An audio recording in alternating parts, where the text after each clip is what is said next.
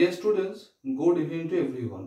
তো আজকে আমাদের আলোচনার টপিক সমধাতুজ কর্ম, অর্থাৎ কর্মকারকের যে প্রকারভেদ রয়েছে তার একটি গুরুত্বপূর্ণ বিষয় হচ্ছে সমধাতুজ কর্ম।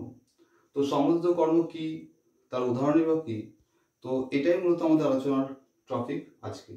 তো এখন সংজ্ঞায় দেখে নিই যে সমধাতুজ কর্ম কাকে বলে। কি দিয়েছে এখানে, যে ধাতু থেকে বাক্যের ক্রিয়াপদ গঠিত হয়েছে, সেই ধাতু থেকে যদি বাক্যের কর্মপদ গঠিত হয়, এক কথায় যদি আমি সহজভাবে বলি, ক্রিয়াপদ এবং কর্মপদ যদি একই ধাতু থেকে গঠিত হয়ে থাকে বা নিষ্পন্ন হয়ে থাকে, তখন তাকে সমধাতুজ কর্ম বলে।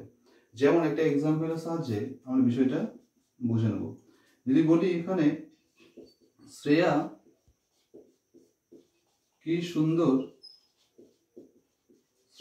সুন্দর গান ইনা গাইলো, তাহলে এখানে দেখা যাক যে ক্রিয়াপদ কোনটা, এই যে গাইলো। আমরা এই ক্রিয়াপদকে প্রশ্ন করলে কর্ম পাবো। কি দিয়ে প্রশ্ন করব না, ক্রিয়াপদকে আমরা কি বা কাকে দিয়ে প্রশ্ন করব। যে শ্রেয়া কি গান গাইলো না সুন্দর গান, এই যে গান, কি গান গাইলো না সুন্দর গান। অর্থাৎ এখানে বুঝতে পারছি আমরা যে এই যে গাইলো, অর্থাৎ কি গাইলো, গানই না গাইলো। তাহলে ক্রিয়াপদ এবং কর্মপদ দুটোই কিন্তু একই ধাতু, অর্থাৎ গই ধাতু।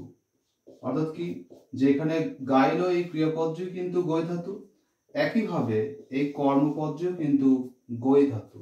তাহলে আমাদের সংজ্ঞা কি ছিল, যে ধাতু থেকে বাক্যের ক্রিয়াপদটি গঠিত হয়েছে, একইভাবে সেই ধাতু থেকে যদি বাক্যের কর্মপদটি গড়ে ওঠে, তখন তাকে বলে সমধাতুজ কর্ম। এরকম আরো অনেক উদাহরণ আমরা দিতে পারি। যেমন সে কি খাওয়াই না খেলো, সে কি পড়ায় না পড়লো, সে কি ঘুমই না ঘুমালো, সে কি লেখায় না লিখলো। তো এরকম অনেক সেন্টেন্স কিন্তু বা আমরা অনেক উদাহরণ কিন্তু এখানে দিতে পারি। তো আশা করছি তোমরা বিষয়টি বুঝতে পেরেছো।